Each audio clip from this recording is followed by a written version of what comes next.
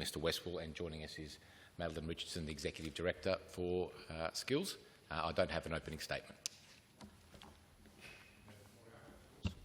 Thank you, sir. I acknowledge the Minister hasn't been doing opening statements all day to allow for extra time for questions, and I've always said I'll commend the government when they do good things, so thank you. Now, page 193 of the agency statement, volume 1, it relates to a lot of the things we'll be talking about are on that page. Can the Minister advise a time frame for South Australia's commitment to a new national skills agreement beyond the current 12-month agreement?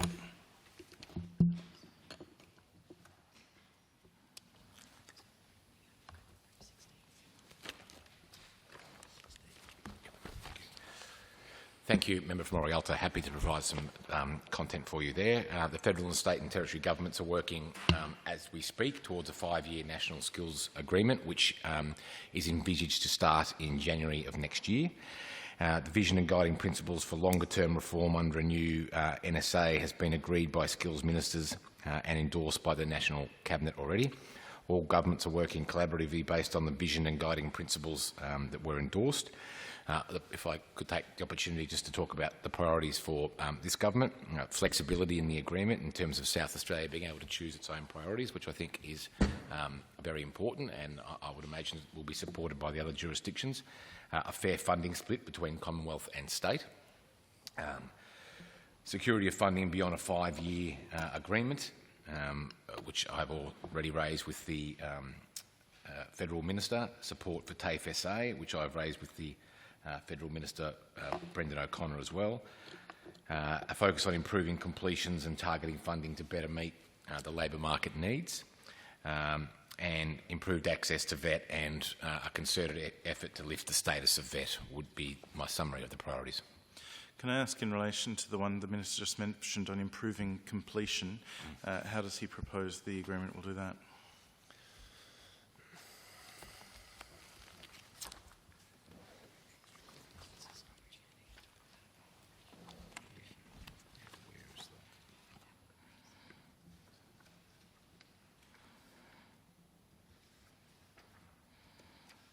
Yes, thank you, Member for Morialta.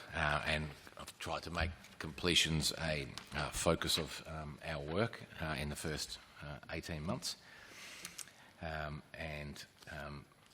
put my hand up on behalf of the government at one of the very first skills ministers' meetings that I attended to lead a national piece of work around what we could do to improve the completion rate.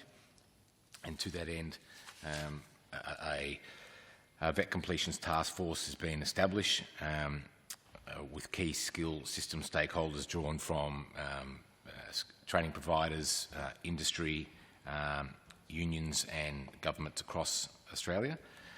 We've been engaging with stakeholders through locally a forum in South Australia, including documentation of a model that can be applied in other states and territories, because as I said, we've put our hand up to lead that work. So the understanding there is that we'll share what we create with other states and territories.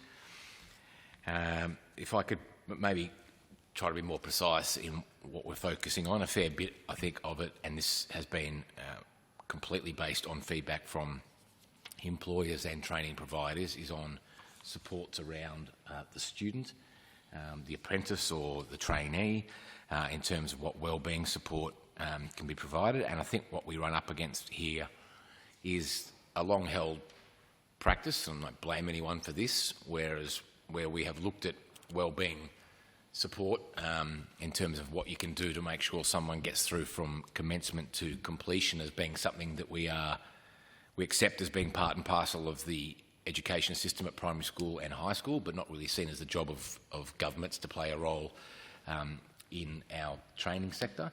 And I think the role of government in the training system, both in South Australia and elsewhere for a long time, has more or less been work out what the subsidised training list is, the priorities are, the rate of subsidy, provide those and step away.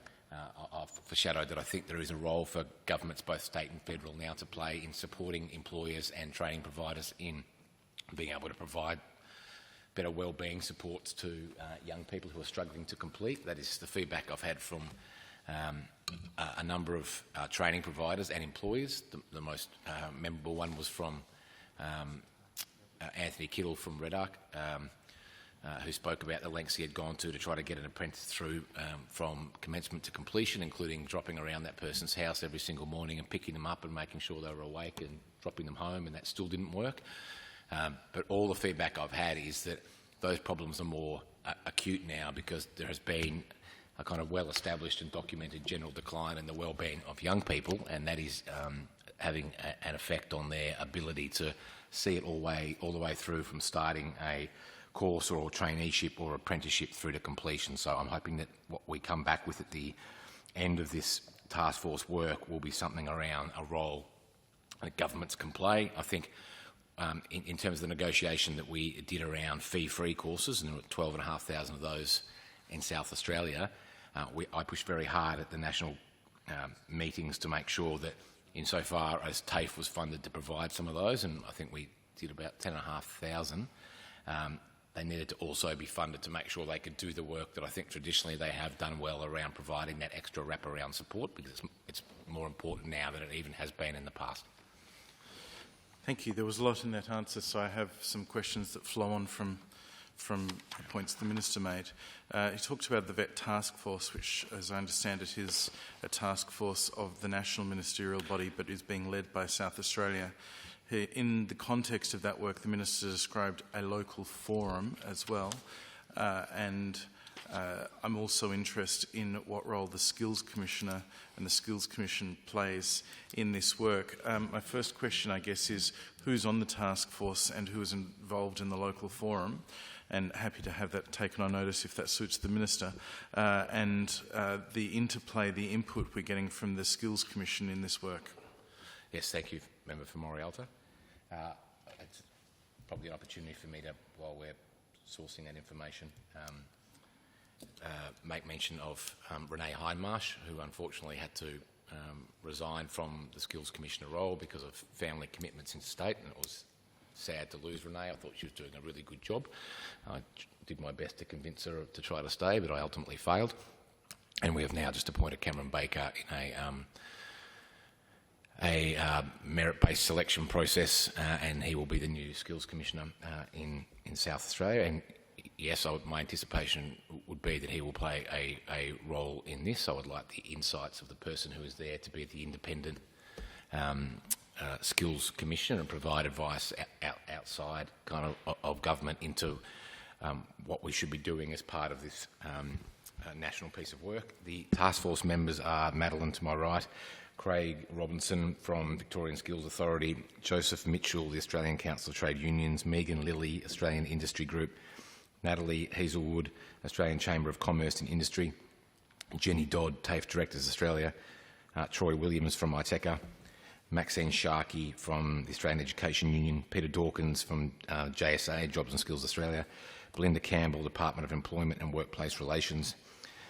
Jeremy Carews from New South Wales Department of Education, and Ross Kelly from the Western Australian Department of Training and Workforce Development. And the local forum, sir?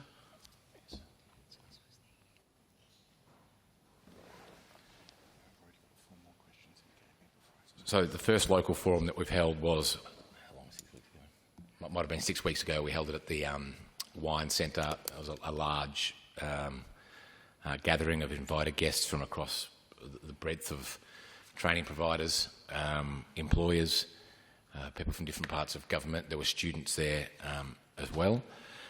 It was a day-long session. We had facilitators for it. I came and spoke as part of it to try to sort of set the scene as best I could for why we were doing it and what we wanted to get out of the day.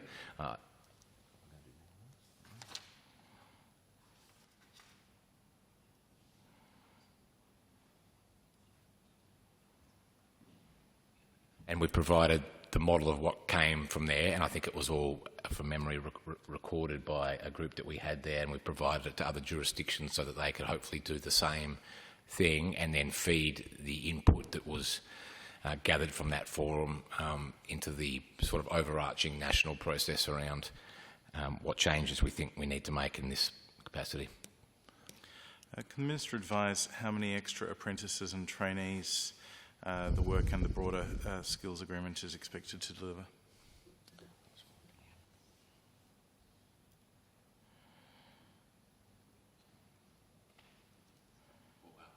Well, I can't foreshadow that yet because we haven't signed the agreement. Can the Minister confirm the anticipation is that the new agreement will take effect in January 2024? I think he said so. The current agreement takes us through to the 31st of December, and in the expectation that at some point in the next 6 months you'll sign the new agreement, which will commence on the 1st of January. Is that right? So there is an, I think broadly speaking, yes, there is an interim fee-free agreement till the end of the year before the new agreement is set to start in January. Just going back to the Minister's first fulsome answer, in talking about the completions, is there a target for completions of Aboriginal trainees and apprentices? And perhaps the Minister can advise how many we have now, what the proportion is now, and what the target is?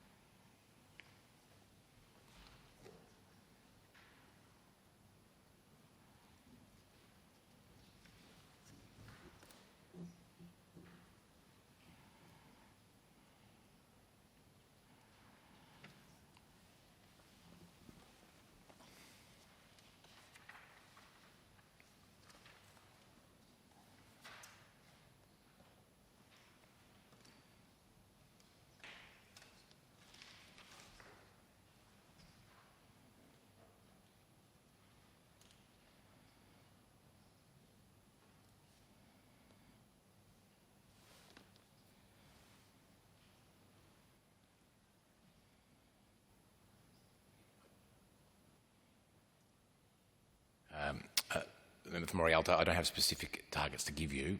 Certainly I would like to see increases across the board, including with Aboriginal and Torres Strait Islander trainees, and I'm pretty confident in saying that the completion rates there would be lower than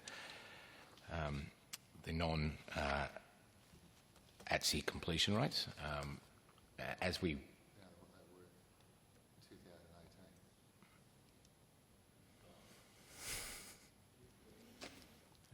Am I answering the member for Unley's question? Or?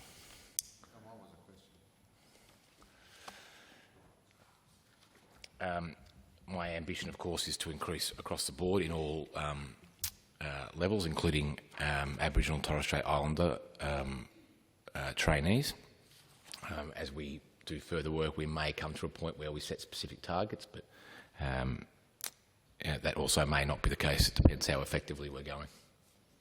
Can I ask if the Minister is able to provide us with the completion rates for Aboriginal trainees and apprentices over the last 6 years, and also for trainees and apprentices with a disability?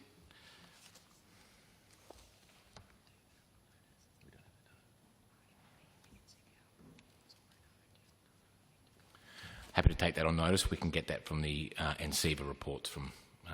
Thank you very much. NCEVA reports. Can I continue, sir?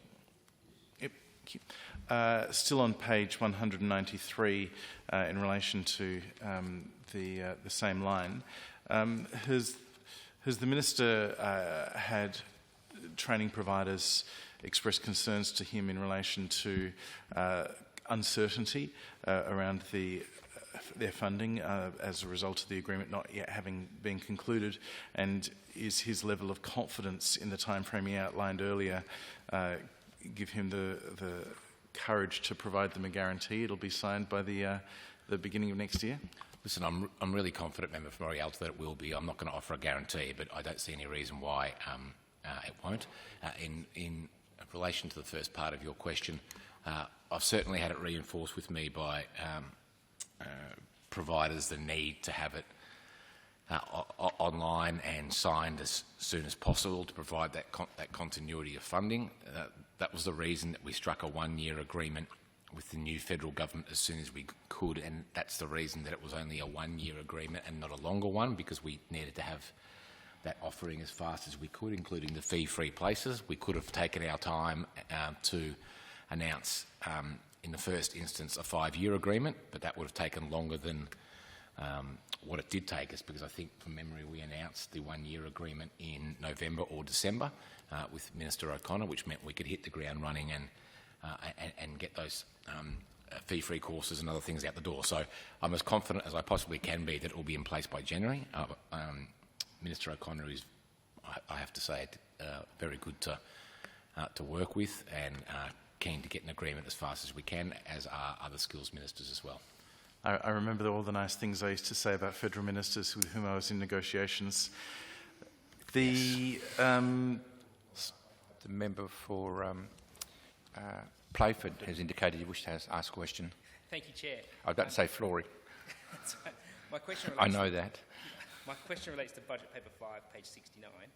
Can the Minister explain what feedback led to the Regional Skills Development Fund being established, and how will this fund benefit additional training opportunities in the regional South Australia? For Playford, next time you speak, can you bring the microphone a bit closer, because I can barely hear what you're saying. That one wasn't working, actually. The red one's working. I think the Minister heard him, sir. I can. Yeah, but the Minister's closer than I am, and I have to hear what is said as well.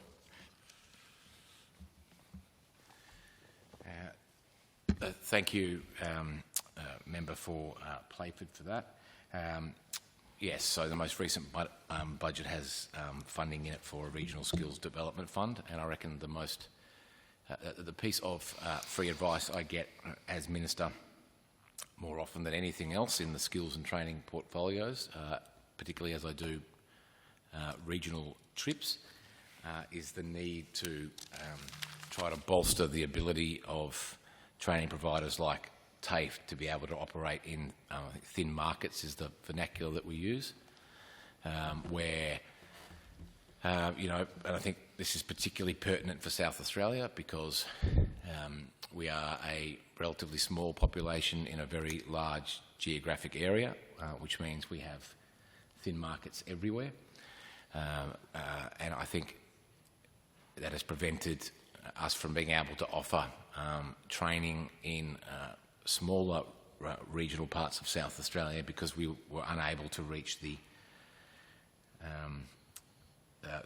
required or requisite number of people to take the course. And one of the things I think that has frustrated me the most in these portfolios is this constant kind of suggestion that the fact that we have thin markets or can't provide the same access to and sometimes quality of training in all parts of the state is a failing of governments current and prior, when it is actually just the nature of the state that we live in, and probably will always be that way, that we have a very big, or a comparatively big capital, and the next largest city is about 25,000 people in Mount Gambier. Now, in states like Victoria or New South Wales, Victoria is a good example. It is a much smaller state, and it has a lot of very large regional hubs like Ballarat and Bendigo and Geelong, and even places like Warrnambool.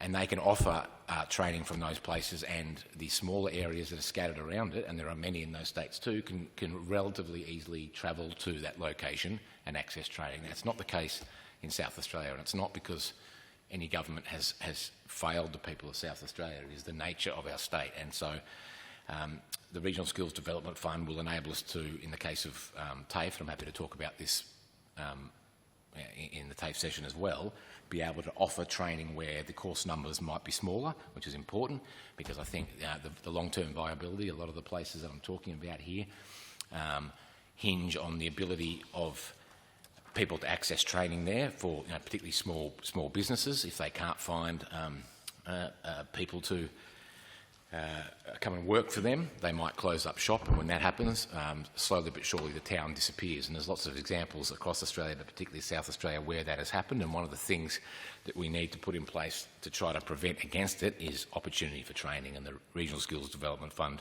will do just that. And in specific answer to the member for Playford's question, it has been the consistent feedback of training providers, but more importantly, employers in a lot of areas scattered across the state that we needed to do something about it, and I'm pleased that we've found a way in this budget.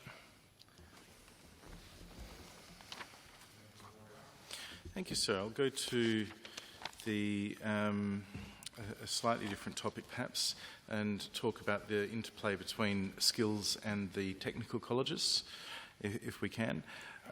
Do we have an understanding of how many apprentices or trainees are set to be enrolled in the technical college? I understand there's, I think there might be some shuffling of the advisors back there.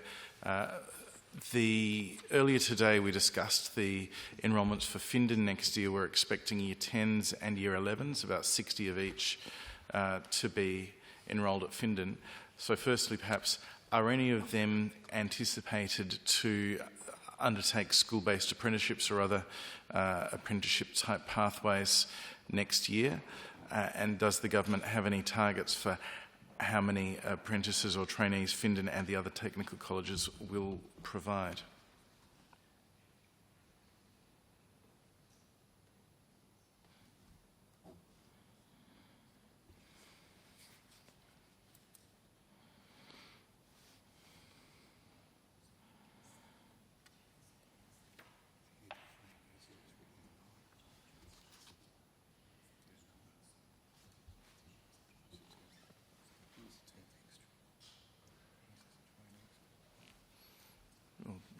Assumption for starters whether any of them will be.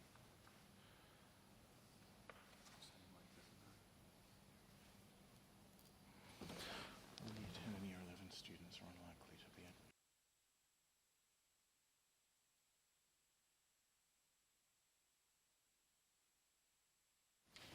Thank you, Member from Morialta. I might start with a few high-level remarks, and then could I, Chair, introduce Claire Feschuk, who is the Executive Director in the department, who has been doing the work on technical colleges, and then I might pass to Claire for some more detail. So, as we've already discussed this morning, Member from Morialta, each technical college will have a target of a minimum of 200 full-time equivalents once they are fully operational. And the operating models for each site, with the exception of Findon, which is the first to open in January and is largely locked down, are under development at the moment. Each student will have a transition plan and will be supported to their next phase post-school, which could be directly to employment, it could be into an apprenticeship or traineeship, or into a career within the industry through university. The employer partners, and we've announced one of those already, obviously at Findon, guarantee a job with every student if they choose to take it. Now, I recall in last year's estimate session, you asked a question a bit similar about apprenticeships, and I will pass over to Ms Feschuk for some more details, but I can inform the committee that apprenticeships will be a part of the advanced manufacturing stream at Findon, and I expect that they will be a part of other technical colleges as well once we announce those models and specialisations. Thank you. Through the Minister, each technical college will have industry training programs co-designed with employers. If I talk about Findon as the example, given that Findon's opening next year, Findon will have 3 industry training programs: advanced manufacturing and engineering, health and social support, and early childhood and education. There's an industry training program designed for students Year 10, Year 11, 12. The content of the programs are agreed with employer partners. For advanced manufacturing and engineering, the program does involve school-based trainees that then lead into apprenticeships post-school. But the tech colleges are all designed around employer-endorsed industry training programs, so it's really dependent on what the industry want. Thank you. Can the Minister or Ms Feschuk identify how many places are on offer in each of those 3 programs: advanced manufacturing, health and social support, and early childhood and education, at Year 10 and Year 11 level next year?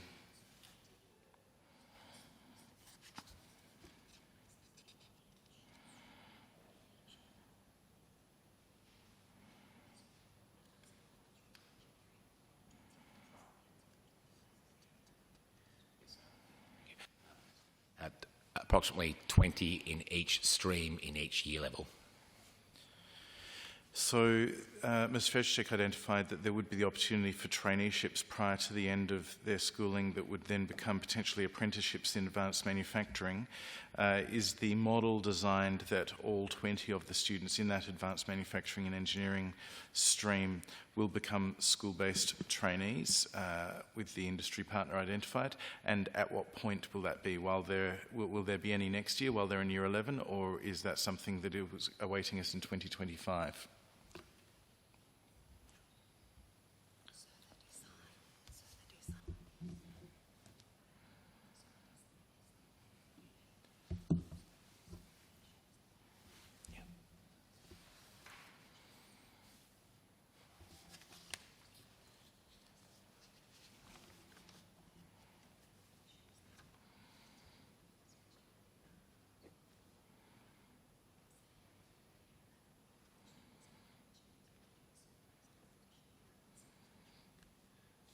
So to Ms Feshchuk to answer that. Through the Minister, so all Year 11 students get the opportunity to participate in a school-based traineeship as part of advanced manufacturing and engineering in Year 11. Is it an opportunity that they are expected to take up? So by the end of the year we will see 20 trainees having commenced their traineeship. And how long does that traineeship take? Does that take them through to the end of high school? Or are they able to start the next stage, which was described as an apprenticeship, prior to them finishing high school?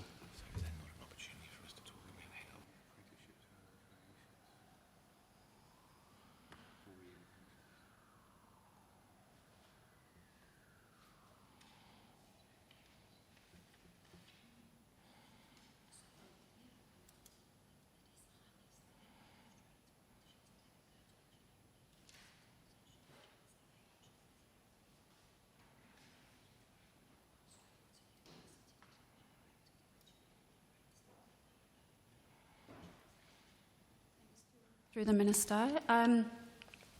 So the programmes are designed for students to do, if I use the example of advanced manufacturing and engineering, the programme is designed that students will do the school-based traineeship in Year 11, and then in Year 12 they have the opportunity to complete all the SACE requirements and transition into apprenticeships as part of Year 12.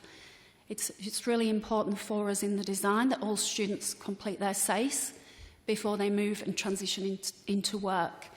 As part of the model, we've also looked at the university pathway, so there's the opportunity to transition into full-time apprenticeships with the employer partners, but there's also the opportunity in Year 12 for students to go on to a higher ed pathway if they choose to. So we have looked at designing these in a way and built into the design bridging courses and opportunities with university, so it's automatic entry into university if students do choose to go down that route in Year 12. Thank you. We've talked exclusively really about the advanced manufacturing pathway. Can I ask about health and social support and the early childhood education pathways at Flinders? Do we have the industry partners for those identified yet? Have they been announced? And maybe if I can ask if the Minister or Ms Feshchuk can talk to how that model is different for those two sections. Morialty, yes, there's some that we've announced. I'm happy just to mention those again now, if that's okay. BAE Systems, and that's obviously advanced manufacturing, LIBA, which is advanced manufacturing as well, Southern Cross Care, which would be in the health space, Helping Hand, again, in that space, Precious Cargo in early childhood education and care, and Good Start Early Learning in early childhood education and care are the partners that we've announced for Findon Technical College across the three streams. And how will those partners be engaging with the students from next year who are in Year 10 and 11?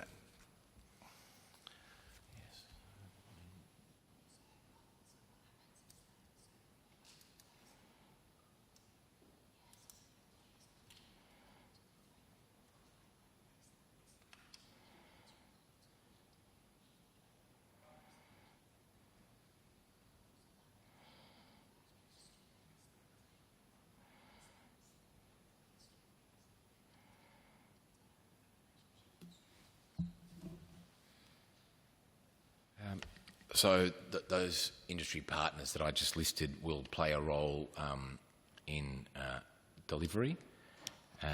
They will assist in placements for the students in the stream that relates to them, so they get work experience, which is obviously, and an idea of what the job that we hope they will go into at the end of their time at the college will look like. And they'll have already, I believe, probably in the case of BAE, at least played a role in the course development to make sure that what we will be teaching there is relevant and up to spec with what the employment partners or the industry partners actually need from those graduates. Can I ask, in relation to the program, we described the Year 11s getting the traineeship and then Year 12s being able to enter an apprenticeship in advanced manufacturing. Is that a similar model for these other two programs? Although traineeship is probably more relevant for some.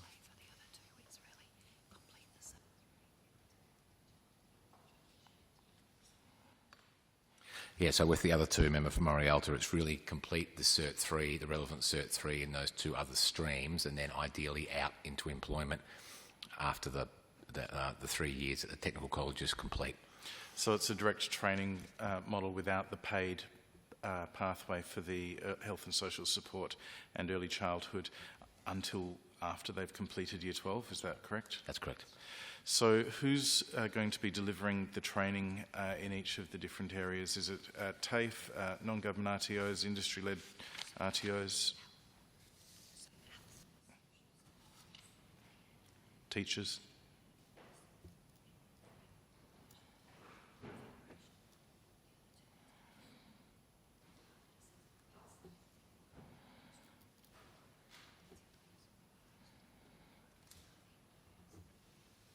So in the case of the health and social services, it'll be the ANMF will be providing the training there, which I think is fantastic news, and I know it'll be very, very high quality.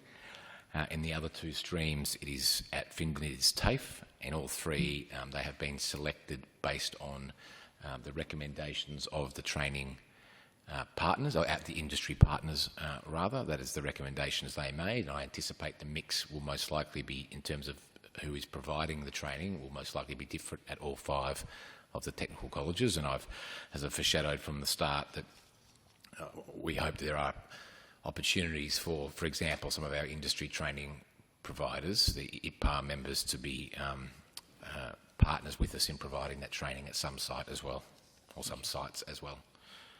Can the Minister advise how many enrolment applications have been received to date from students wishing to attend Findon next year? I'll take it on notice and try to find that for you if I can. Can the Minister advise, in the same vein, what will happen with the applicants who are unsuccessful in gaining an offer to train and attend at Findon Technical College? Will they be given opportunities to be directed to other locations? Yeah, I'll take that on notice as well and provide some information back to you about what would happen in that eventuality. Is there a process, can the Minister describe the process for employers or industry partners, potential industry partners who wish to partner with the department at Findon, were there an opportunity, or indeed the other technical colleges? Is there an open call for that, or is it a curated opportunity for the department to reach out to the people the department sees as being of value?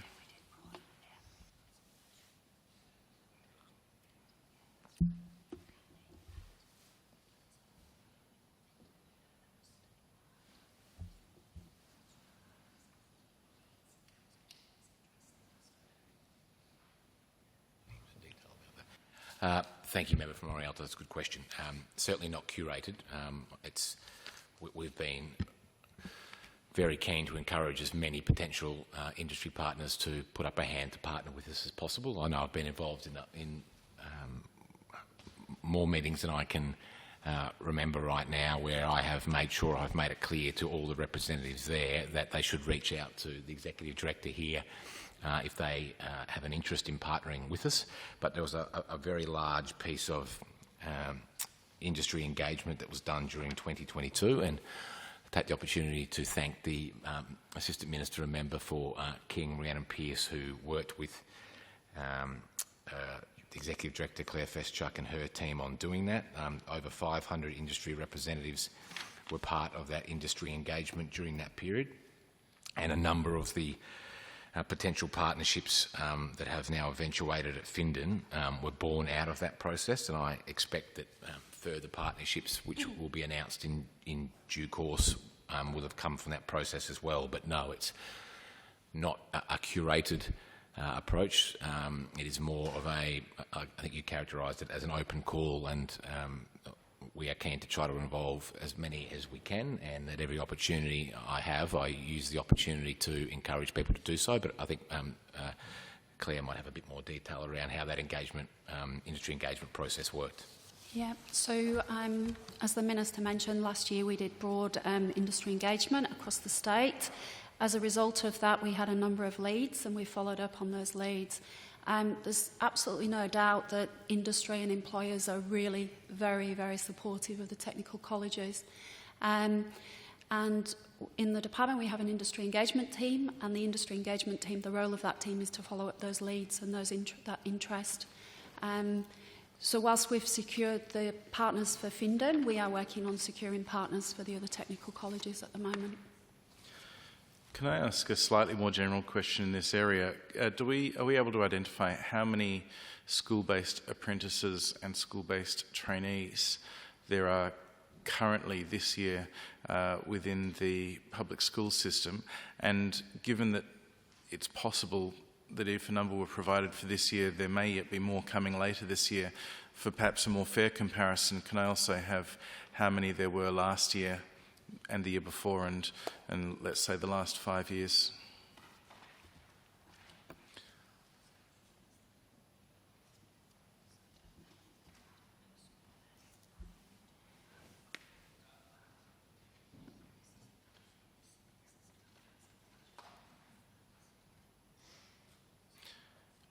I should say, if it's easier to provide a across South Australia figure rather than just public schools, I'm happy either way. Do my best to get you an answer now. So this is public schools. That's the system. Oh, I see. Right. Okay. His question was about public schools. Okay.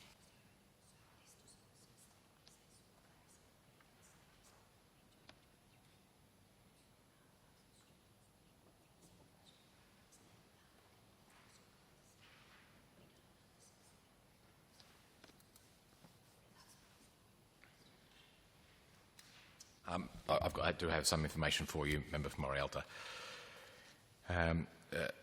So the previous government's Vet for Schools students policy has been rolled out across public secondary schools. In 2023, over 4,500 students from government schools have commenced vet as part of the Flexible Industry Program, or FIP, and that would include school-based, but I don't here today have a breakdown of that. We can try to get that for you. There are over 370 vet courses identified as suitable for school students as part of their secondary education program, including 259 qualifications in a FIP and 115 stackable vet options. All 259 qualifications in a FIP are subsidised by the state government through the training fund. There are over 60 training providers on the preferred provider register that have a head agreement or head of agreement with the department to deliver quality vet to school enrolled students. As part of the Trainees in Schools initiative, a total of 275 students have participated in the program, with 127 school-based trainees currently active and progressing in their career pathway within government schools and preschools. I commend Ms Feschuk for her outstanding work in preparing a lot of that work. I'm pleased to see it continue. Can I ask if, I think the Minister said he would try and get us the more specific numbers, so confirm you're happy to take that on notice? The breakdown on the 4,500 for you. Thank you. And I'm interested in also how many trainees or apprentices indeed are working in the public sector.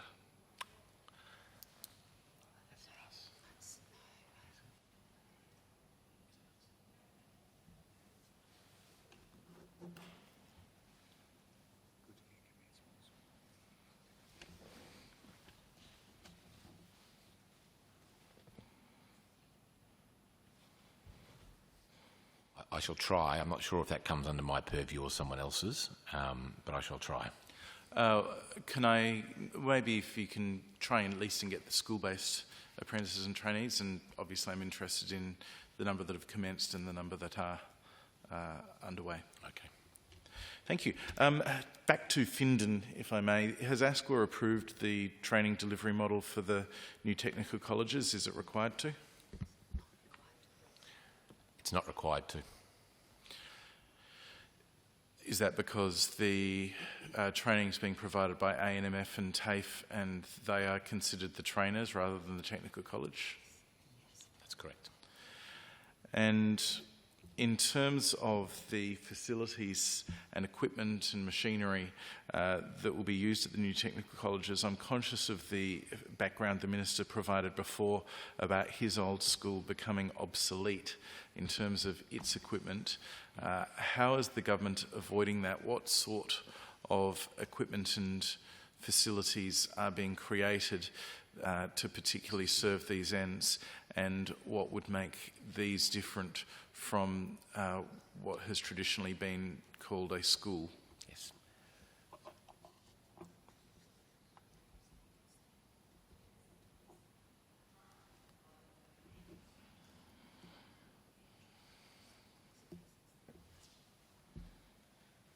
To Ms Feschuk to provide some detail on that question, Member for Morialta. So the facilities and the equipment in the technical colleges are designed around training requirements, but also industry standards currently and into the future. The design principles of a technical college are, one of them is adaptable and flexible spaces to allow for future-proofing the facility. I guess I'm trying to get to the bottom of, we've got 4,500 students undertaking flexible industry pathways across 140 or 150 government schools already. Many of them with similar numbers of students undertaking those VET pathways to what the technical colleges will be providing.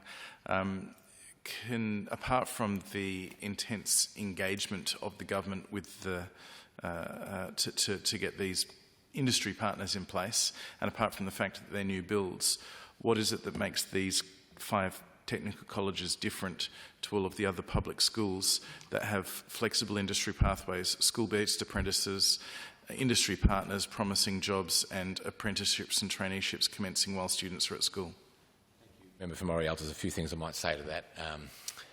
First of all, we need to remember that the specialisations at the tech colleges in lots of cases are almost all possibly different to what students are studying in FIP, and the idea behind the tech colleges is not to replace FIP, they are to be complementary and attract people who might not want to do a FIP to go to a tech college, and by the same token there are those who might not feel that a tech college is for them, who continue to do a flexible industry pathway at school. So I guess akin to the answer I gave in terms of the Catholic systems tech colleges and the public systems tech colleges, the idea is that they work together and grow the overall pie. Then in terms of your question at the end about how is it different, there's some remarks I'd like to make in regard to that, and they are different in terms of the industry training programs. With employer partners who have influenced the design of the programs and the facilities, which I spoke about before, we've had direct feedback and involvement from, in the case of Findon, BAE, Helping Hand, who am I forgetting there, Southern Cross and LIBA. I might be missing one there. In terms of how the course is structured, the skills that are learnt, that is a difference first and foremost. And also in terms of how they deliver workplace experiences for the students, and then the employment opportunity to follow. So it is not designed to be a seamless process where you, for instance, might enter the advanced manufacturing stream at Findon and leave and go straight to BAE or LIBA. You already have the relationship with the partner in that case. You already have most likely, or definitely, I think, have done some work experience or placements with them, so you know what it's going to look like. And the nature of the course that you have undertaken there across the 3 years at Findon has been in no small way influenced or sort of co-designed by that big employer as well. So they are all key differences in the models to begin with. There will be state-of-the-art facilities, as you've alluded to, and we've been very careful in making sure that what we intend on purchasing, with a mind to the point that I made and you have reiterated around ensuring that they can remain nimble and change if need be. But we've been careful to produce or purchase equipment has a long life cycle, and as the Executive Director said, the way that the building itself or the college itself is designed is for flexibility and being able to change things, so we can do that in the future. Can I ask, in relation to the work experience that will be undertaken, the Minister or Ms Fezcik earlier identified 6 or 7 employers, and I think the Minister said they would provide work experience. Will the department or the school be trying to find any other employers to offer work experience opportunities? And if so, what will those businesses be required to do? This question would also apply to the original 6. Working with children's checks required? Or what are those employers required to do to qualify as a host business? They'll have to meet all those requirements around working with children check and making sure that any of the employees there who have any contact with children are fit and appropriate people to do so with all the requisite checks. So I can. And is it just the businesses outlined before, or are you going to be looking for other businesses as well to provide further work experience opportunities? So the work, as you, I know you know, Member for Morialta, the work experience component is largely focused on year 10, as has been the case, and there will be flexibility in there for the students who are part of that stream at that technical college to seek or have work experience with a broader range of employers, not just the ones who are the industry partners. Coming to the end of this line of questions, can I ask if the government, as a result of its policies of the 5 technical colleges, fee-free TAFE, the National Skills Agreement, is the government in a position to set a target for the number of extra apprentices and trainees who will start paid training because of the government's policies?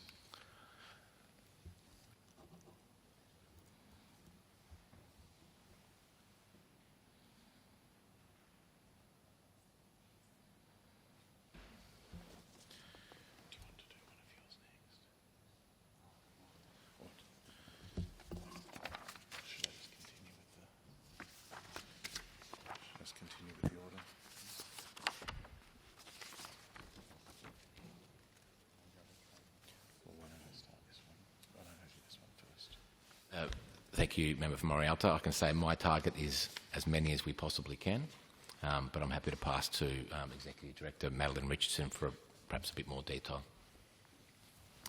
Thanks, Minister. I think in looking at the amount of people undertaking training in our system, it's, there's a volume dimension to that, but it's also about the quality of those experiences. It's also about the alignment with the areas of need.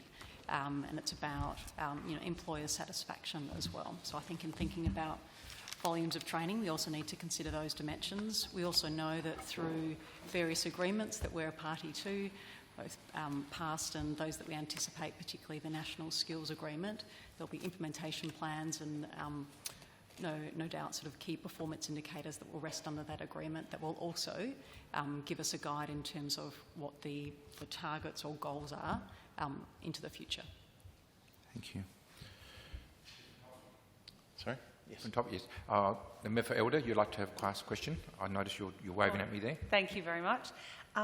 Budget paper 4, volume 1, page 193. So the papers talk about a new skills plan for South Australia. Would you better please provide further information on this and why the government believes it's important?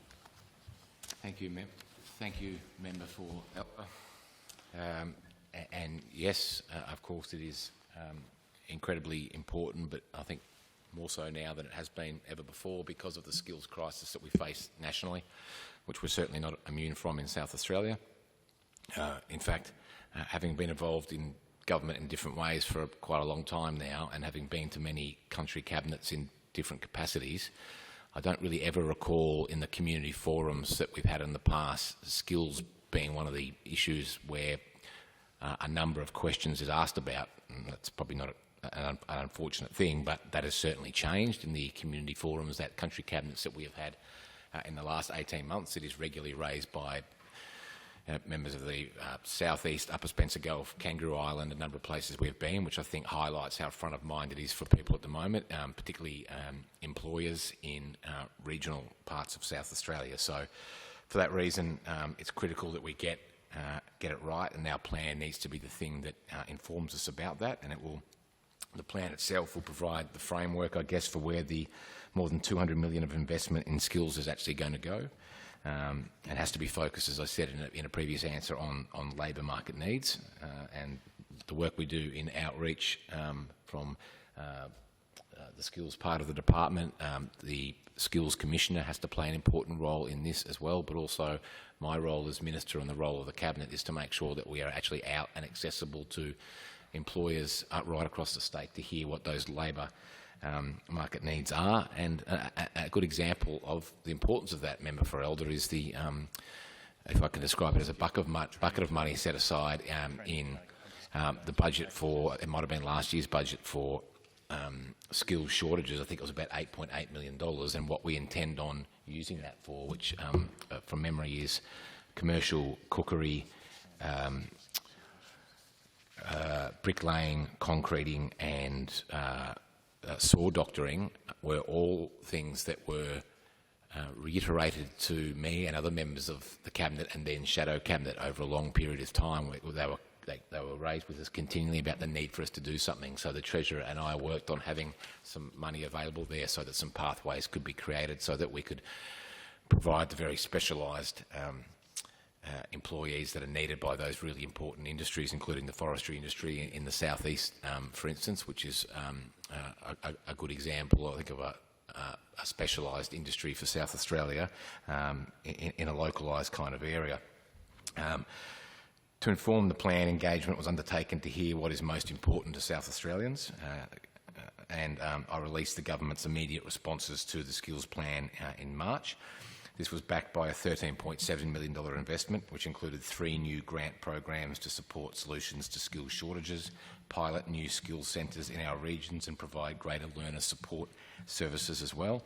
In addition, we are making it easier to find information about skills and training opportunities and pathways through a new online one-stop shop, and that's certainly in response to specific feedback we've been given by members of the community, whether they are regional training providers or employers, about how difficult it can be sometimes to get the information they need in the one location to understand what might be available to them. And the final skills plan is going to be released in early 2024. This will also consider the outcomes of the TAFE SA roadmap and the new National Skills Agreement as well. Thank you, sir. On page 195, Skills SA, the number of apprentices and trainees in training on the top line, you'll see that 21-22 actual was 25,300.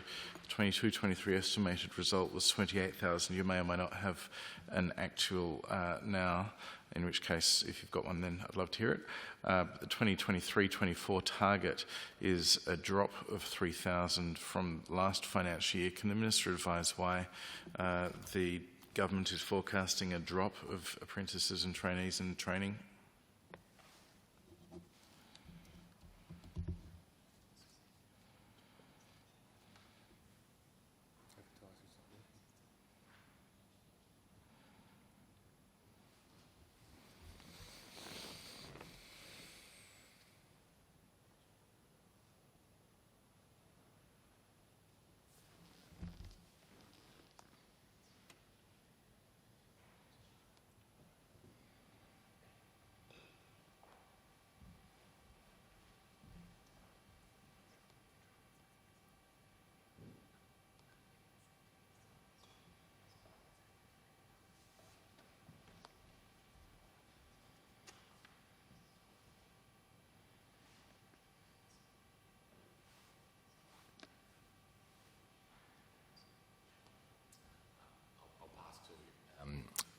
Ms Richardson to provide you an answer to that question, Member for Morialta.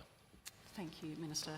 So I think when we look at the number of apprentices and trainees in training, we see some of the effects of the COVID stimulus playing out. So in particular, wage subsidies that we saw provided by the Commonwealth, up to 50% of wages paid by the Commonwealth for apprentices and trainees being taken on, and a range of other sort of supports in place at that time. What we see across the sort of training data is uplifts throughout that time, and what we're seeing perhaps now is a return to more average levels over sort of a longer time series. So where we've seen some of those numbers fluctuate a little bit, some of the COVID activity and the stimulus, we can attribute those numbers to what was happening in the system at that time. Is it a priority for the government to find mechanisms to deal with some of those challenges Ms Richardson's identified, and indeed is the government going to be seeking to increase apprentice and traineeship commitments over the forward estimates?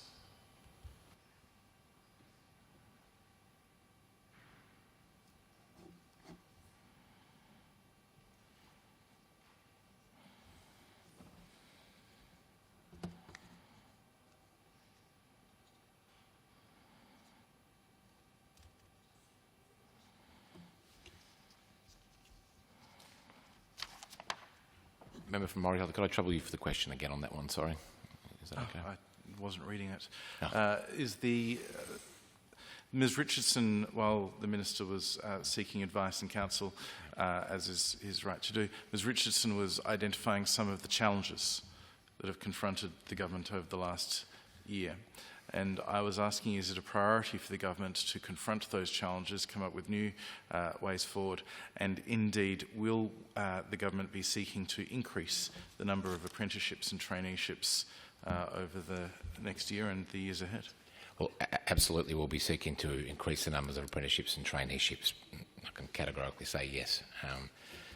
If we don't do that, then we're going to really struggle to get on top of the skills shortages that we have. Technical colleges, of course, are designed to be part of that solution as well as a number of the other things I've mentioned as well. I don't have a specific number for you, but yes, absolutely, it is the ambition and aim of this government to increase the numbers of trainees and apprentices. So given that we have the figures on page 195 that are there, with the target for the year ahead being a lower number than the estimated result from last year, with the Minister says he doesn't have a specific number that is a target for the government, but can he perhaps ask him, will there be more trainees and apprentices or fewer trainees and apprentices than this number over the forward estimates? Well, I certainly hope that there will be more. That is our ambition. We need to sign the new skills agreement first, which of course is basically the major part of how we seek to deliver those increases. So I would hope that once we have signed that,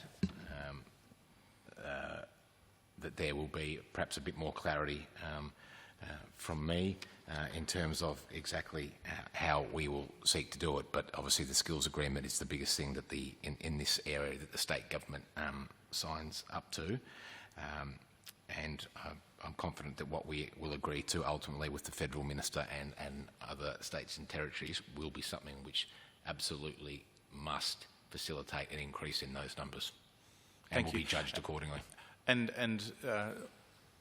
is the Minister also focused on continuing to expand those areas for paid training where new traineeships and apprenticeships have been created over the last few years? I'm thinking particularly in areas like cyber IT, childcare and other feminised workforce areas where I know were a priority for the previous government. Is the new government going to continue to invest time and energy in those paid pathways so that those particularly female-dominated industries don't have to have people consigned to paying for their own training or having their training paid for before they're going to be able to go out into the paid workforce, which is a key benefit of apprenticeships and traineeships? It is indeed, I agree.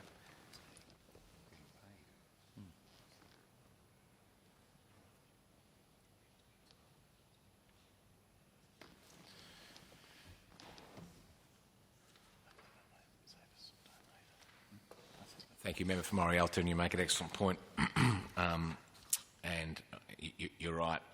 One of the other sort of wicked problems that we have at the moment is the fact that in order to facilitate people perhaps changing career, as an example, the current system is not particularly flexible in providing them with a way to do that whilst maintaining an income, and we are asking people who are already drawing an income and most likely supporting a family of their own to often forsake some of that so they can go and get a qualification that will then enable them to go and find employment in the job they are seeking to move into. And in the current climate, where we do have cost of living concerns, but also where there are lots of well-paid jobs available, where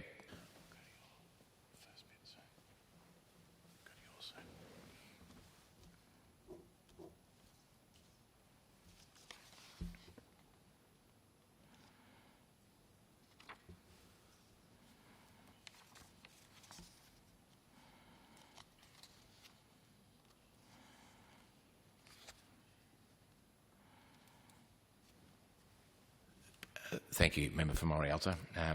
We are monitoring it closely. I don't have the data to hand, but I'm sure it is something that we can at some stage get. I'm loath to say I'll take it on notice because we might not have it yet, but I'm sure at some point we definitely will. If you're happy to say you'll release it publicly, then that'll do for me. Yes, no, we shall, of course. It's obviously a very key part to seeing the effectiveness of the fee-free courses. And is the Minister able to just give us some advice on whether there are apprentices or trainees who are able to do some of their study in relation to these fee-free courses, or are they excluded from that?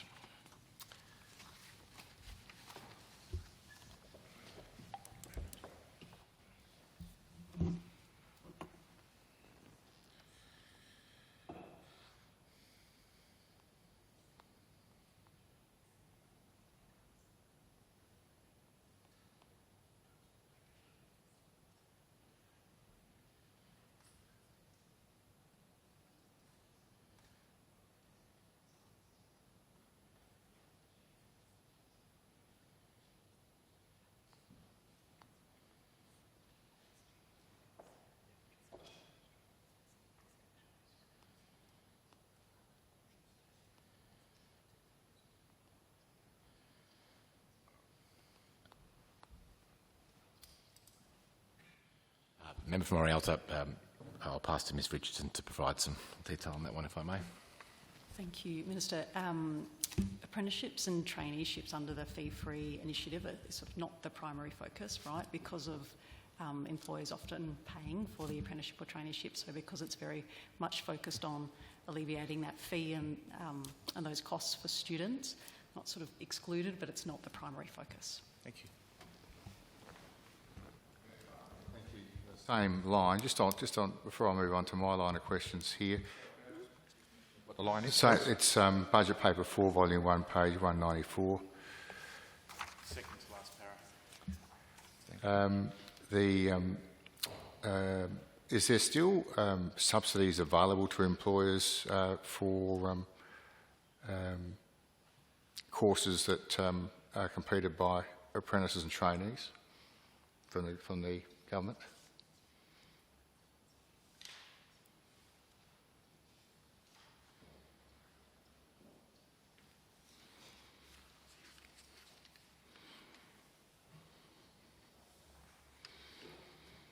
Chair, I might just ask if I could just bring up Director Beck Curtin, who will swap out with the Chief Executive for the next few questions. Welcome.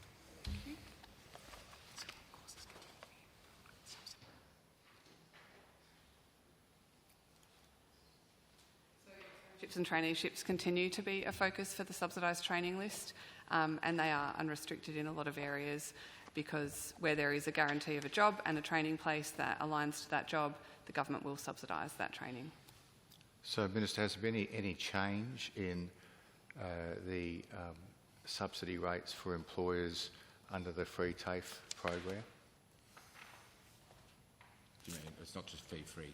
TAFE, 10,500 of the 12.5 for TAFE, but the other 2,000 Oh, are non-TAFE. we've just heard that apprentices and trainees don't qualify for the free TAFE. I think that's what I heard come from the table, or not a priority. So I'm asking subsidies remain at the same level under the new TAFE, under the new agreement for free TAFE, or has there been a change in subsidy levels?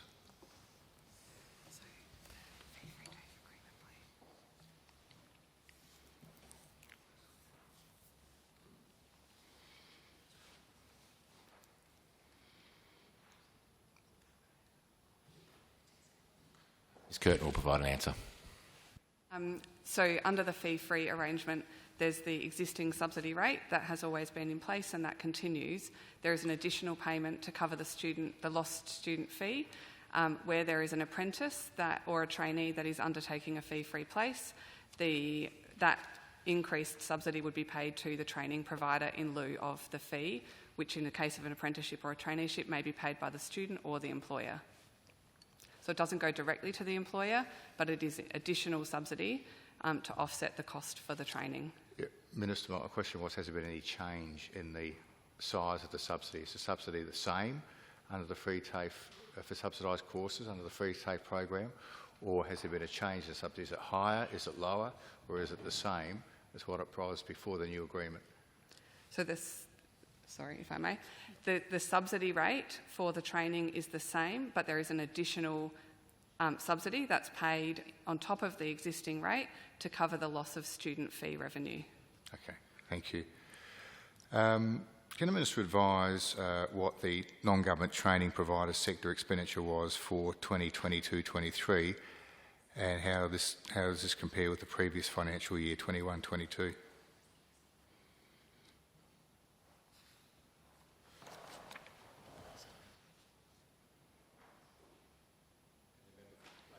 Next.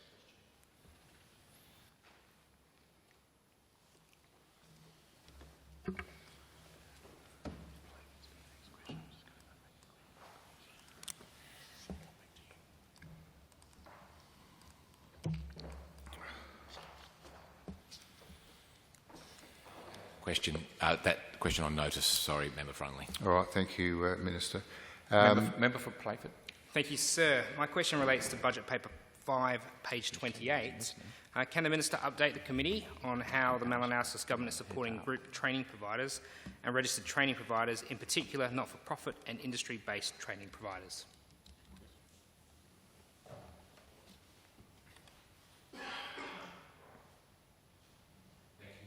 Thank you, Member for Playford, for your question. I'm very pleased to provide the committee with some information on this.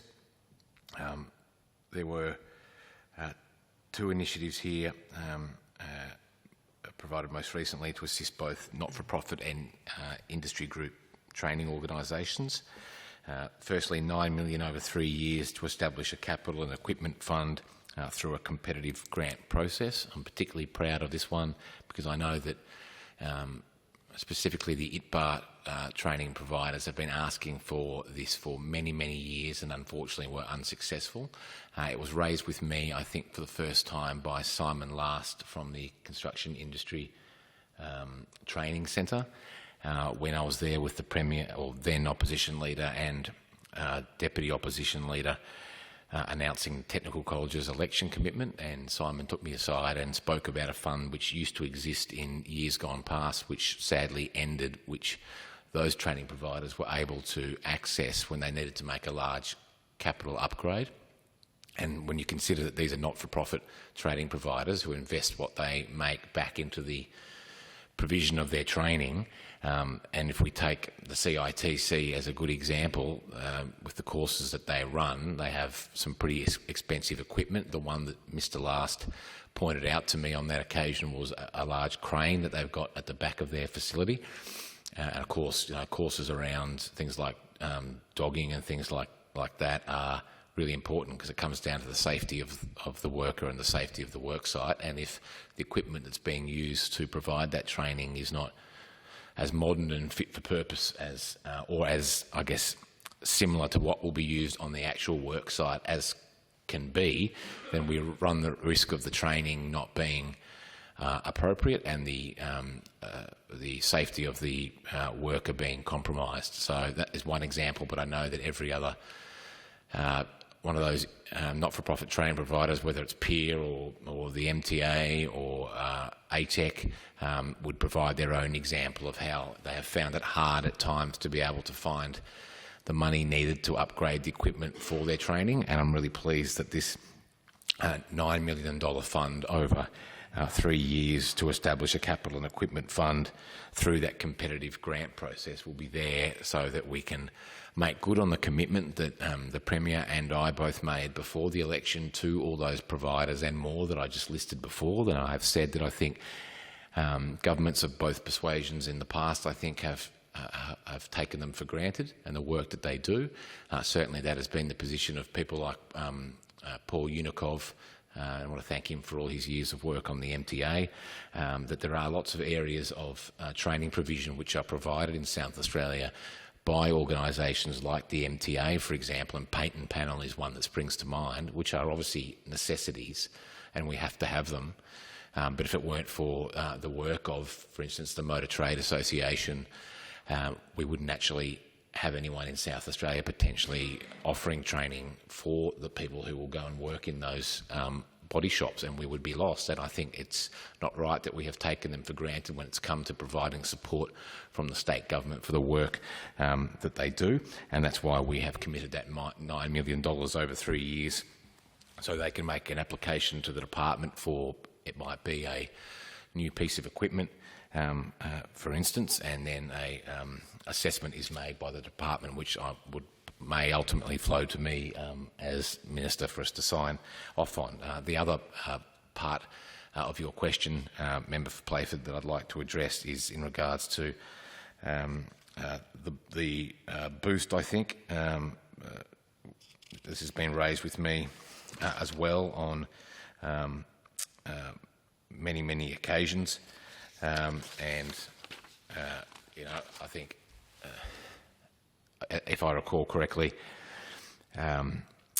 it was first raised with me at the Apprentice Employment Network up at Mount Lofty House when I was the Shadow Minister, about the need to commit again to another round of the GTO boost, which, for those committee members who might not be aware, is there to help bridge the gap for employers between having, I think it's like a direct indenture agreement basically with the apprentice themselves, so going it alone, or going through a GTO. And we know, because we've just had a long conversation in this session, Member for Playford, about the work we are trying to do around improving completion rates, that GTOs in many cases have very high completion rates, right up in the 90s. And when you consider that the completion rate, I think across all forms of training, apprentices, traineeships and everything in between, right across Australia is sub 50%. Obviously it's important that we do everything we can, and that includes committing again to a GTO boost so we can encourage employers to have access to an apprentice, but ideally go through a group training organisation which provides a lot of that other wraparound support. And if things, for instance, were to go south with the employer in question, they can then find a new apprenticeship with a new employer so they can continue and ideally complete their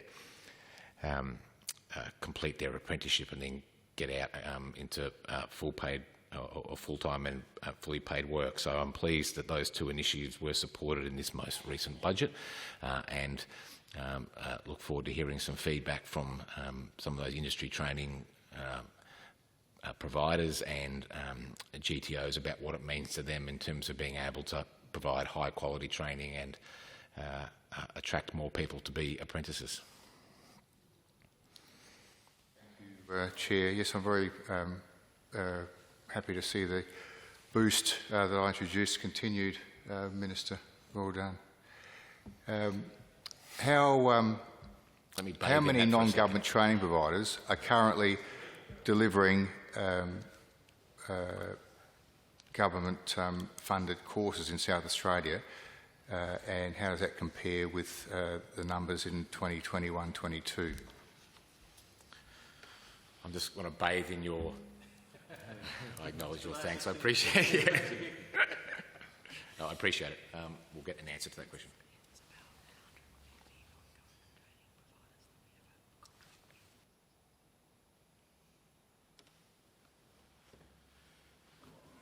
An answer for you on that question, Member Frunley. I'll hand over to the Executive Director to provide it to you. Thank you, Minister. We have around 150 contracts that we hold with non-government training providers. So those are where, as you'd be aware, where those providers have a contract with us for the delivery of subsidised training. We're seeing that number hold steady, and so sort of the same amount of providers are still delivering training. There might be some movement in and out of that, but it's holding steady. Thank you. And Minister, this is the same budget paper, volume 1, but this time page 195. Government expenditure per annual hours of vet delivery. Can the Minister advise the number of paid training hours delivered by TAFE SA in 22-23, as well as non-government training providers in the same period?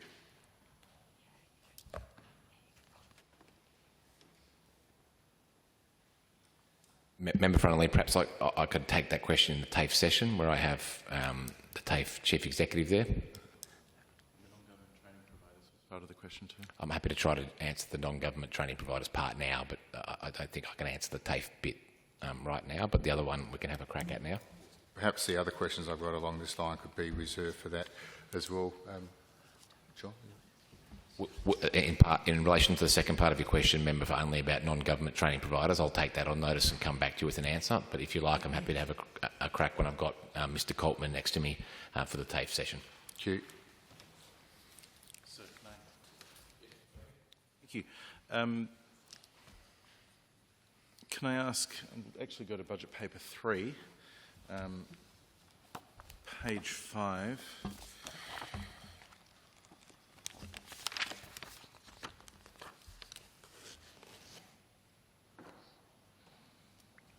Perhaps I asked the question before. Yes, there we go. It's towards the bottom. Can the Minister confirm which non-government and industry-based training providers will receive support through training subsidy increases under the budget commitment over 4 years?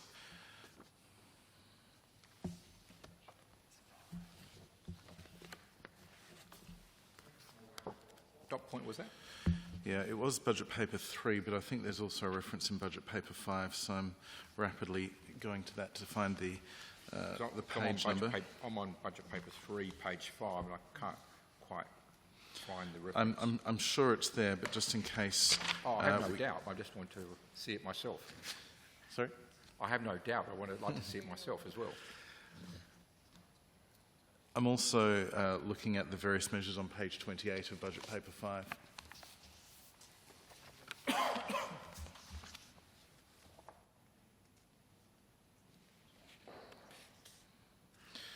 The bottom measure on page 28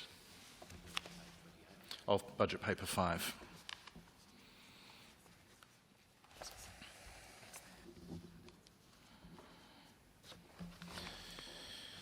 We'll consign budget paper 3 to the couch.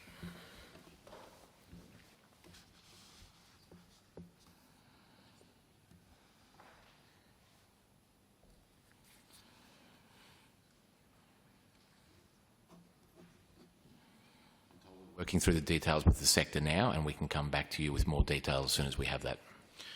The sector's pretty large. Can the Minister identify how that process is working? Is it a particular stakeholder group or a series of the industry-led GTOs? Or if the Minister could explain how that process is working and how that funding will be administered, that would be helpful.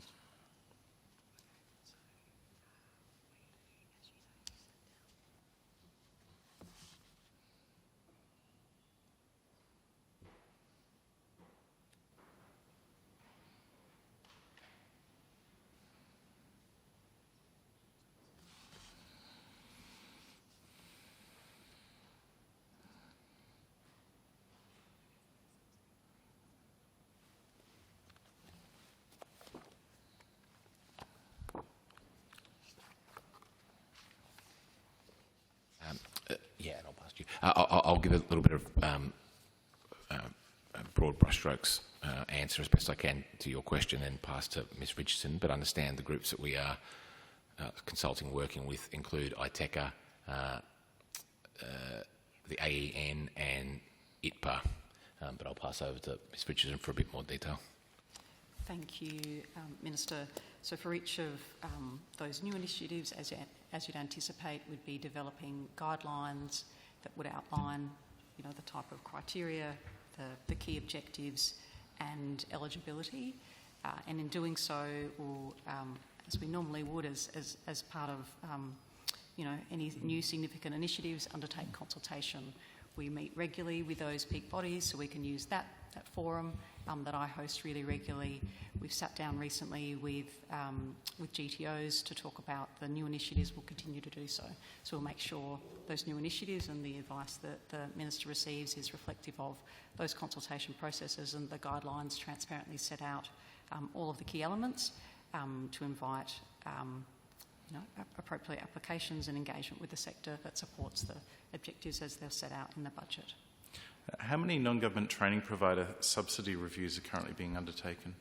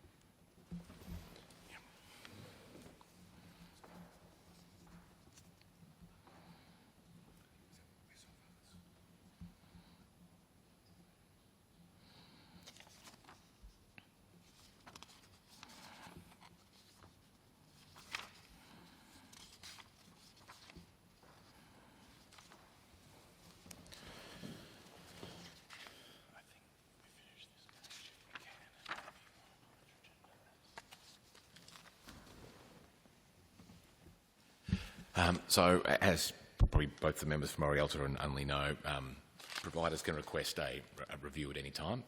It might be triggered by increasing the cost of labour, materials. A good example of that, again, is probably stuff like the course I mentioned before around paint and panel, which I know is one of the reasons that the MTA has invested in the virtual paint technology, so that when they're teaching people how to do the process, they don't go through a whole heap of consumables unnecessarily. But I will pass over to Ms Richardson for a bit more detail. In terms of an actual current list, we'd have to come back to you on that, I think, of what subsidy reviews, if any, are underway. But perhaps, Madeline? Thanks, Minister. My apologies, I don't have on hand the number of active applications, but it is an open process. At any time, a provider can come and sit down and talk to us about their current experiences in delivering subsidised training.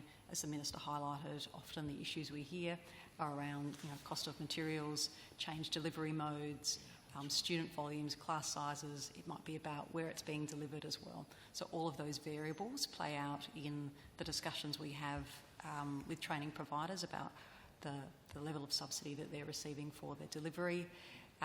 We would make that assessment and consider any adjustments, if any, to the subsidy level, and then we'd also look at how that plays out across the sector as well.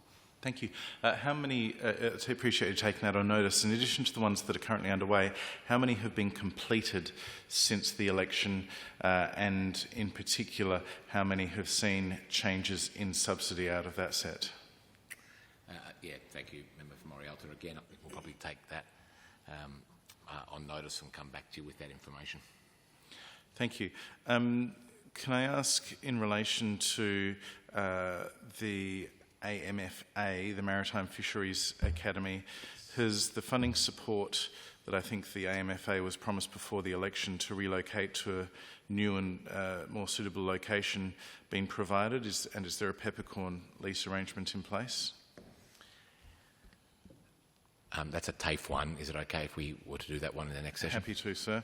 Can I ask across the skills area, though, and I'll ask again in TAFE separately, in case there are any others that relate to TAFE, of those 150 or so non-government training providers, how many of those receive support from the department or from the government in terms of their accommodation through either subsidised lease, peppercorn rent, or the provision of infrastructure in other ways.